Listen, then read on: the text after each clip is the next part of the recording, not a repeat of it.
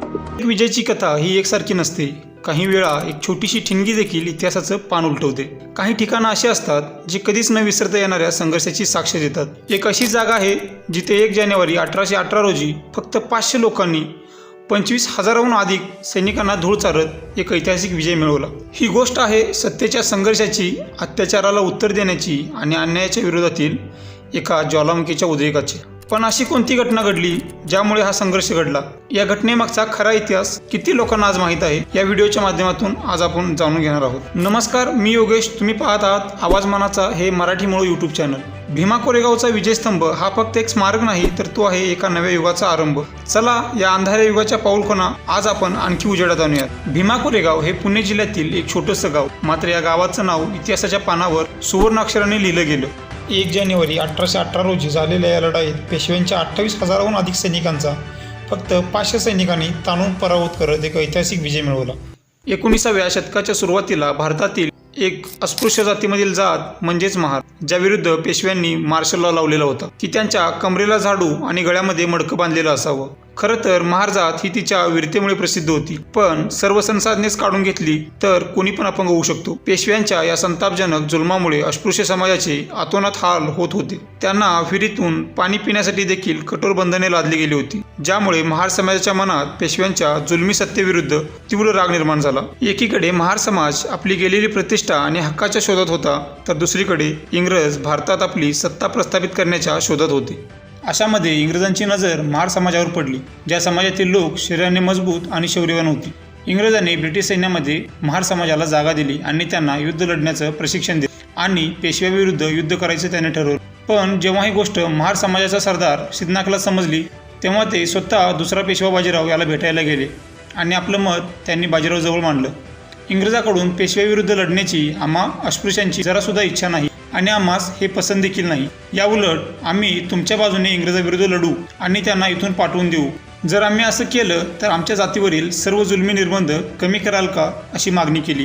पण दुसरा पेशवा बाजीराव यांनी त्यांच्या मागणीला लाथ मारली। याउलट त्यांनी महार समाजाला त्यांच्या पायाची धूळ आहे असं उच्चारलं आणि बोलले की चतुर्वर्ण व्यवस्थेने जे तुम्हा महारासाठी नियम बनवले आहेत त्यात एक तिळभर देखील बदल होणार नाही। तुम्ही नीच आहात आणि नीचच राहणार असं सांगितलं। पेशव्यांच्या या अपमानाने सिद्धनाकचा क्रोध अक्षरशः गगनाला भिडला आणि त्याच्या मनातील राग ज्वालामुखीच्या रूपात उसळू लागला।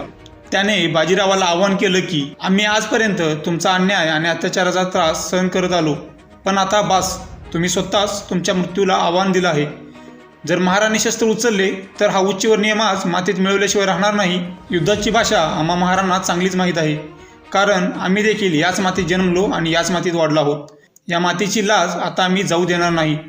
स्वतःचा न्याय आणि हक्कासाठी लढणं पाप नाही, या उत्तराच्या भाषेत सिद्धनाक महार तिथून निघून आले। खरं तर पेशव्यांच्या जुलमी व्यवस्थेमुळे महार समाज हा खूपच त्रस्त झाला होता आणि स्वाभिमानी जीवन जगण्याकरिता त्यांना युद्धाचा मार्गच योग्य वाटू लागला आणि आता ते ब्रिटिश आर्मीचा भाग देखील होते। दुसरा बाजीराव पेशव्याच्या अपमानामुळे ही ठिणगी अजून पेटली गेली। जसं की डॉक्टर बाबासाहेब आंबेडकर म्हणतात, जिथे सहनशक्तीचा अंत होतो तिथूनच क्रांतीचा जन्म होतो। युगायुगापासून चालत आलेल्या पेशव्यांच्या या जुलमी व्यवस्थेविरुद्ध महारांनी आता रणशिंग फुंकले होते।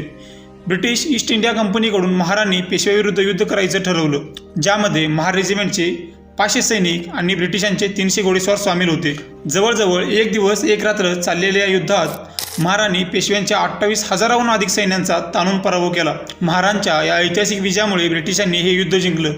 याचंच प्रतीक म्हणून ब्रिटिशांनी भीमा कोरेगाव इथे युद्धात वीरमरण प्राप्त झालेल्या सैनिकांना आदरांजली म्हणून विजयस्तंभाची स्थापना केली। या स्तंभावर युद्धात मरण पावलेल्या महार सैनिकांची नावे कोरली गेली आहेत। भीमा कोरेगावातील हा विजयस्तंभ आज देखील महार समाजाच्या शौर्याचं साक्ष देतो। भीमा कोरेगावचं महत्त्व केवळ ऐतिहासिक घटनापुरतं मर्यादित नाही, आजही दलित समाज या विजयाला आपलं प्रेरणास्थान मानतो। स्वतः डॉक्टर बाबासाहेब आंबेडकर 1 जानेवारीला दरवर्षी या विजयस्तंभाला भेट देण्याकरिता येत असत। आज देखील 1 जानेवारीला देशाच्या कानाकोपऱ्यातून लाखो लोक विजयस्तंभाला अभिवादन करण्याकरिता एकत्र येतात। हा दिवस सामाजिक न्यायाचा आणि समानतेचा संदेश देतो। भीमा कोरेगावाच्या विजयाचा आवाज अजूनही शांत झालेला नाही। तो आवाज आहे अन्यायाविरोधातील लढ्याचा, विषमतेला आव्हान देण्याचा आणि सन्मानासाठी संघर्ष करण्याचा। आज आपण समानतेच्या ज्या गोष्टी करतो त्याचा मूळ पाया या लढाईने घातला असे म्हणणे वावगे ठरणार नाही। मात्र हा इतिहास केवळ विजयाचा नाही, तर त्यागाचा आणि प्रेरणेचा आहे। तुमचं काय मत आहे? इतिहास फक्त पानातच बंद करायचा की त्यातून शिकायचं? या प्रश्नाचं उत्तर हे तुम्हाला शोधायचं आहे। भीमा कोरेगावचं स्मारक हे या उत्तराचं शोध घेण्याचं एक ठिकाण आहे. जिथे संघर्ष आहे तिथेच विजय आहे आणि भीमा कोरेगाव त्याचं जिवंत उदाहरण आहे. ही कथा केवळ इतिहास नाही तर ती आहे एका युगाच्या प्रवासाची, अंधारातून प्रकाशाकडे. भीमा कोरेगावचं स्मारक फक्त दगडाचा स्तंभ नाही, तो आहे स्वाभिमानाचा दीपस्तंभ, जो पुढच्या पिढ्यांना सन्मान आणि समानतेचा संदेश देत राहील. धन्यवाद. मी योगेश निरोप घेतो तुमचा या ठिकाणी या व्हिडिओमध्ये. भेटूयात एका नवीन व्हिडिओमध्ये एका नवीन कहाणीसह. तोपर्यंत बघत रहा आवाज मनाचा हे मराठी मूळ यूट्यूब चॅनल. जय भीम, जय महाराष्ट्र.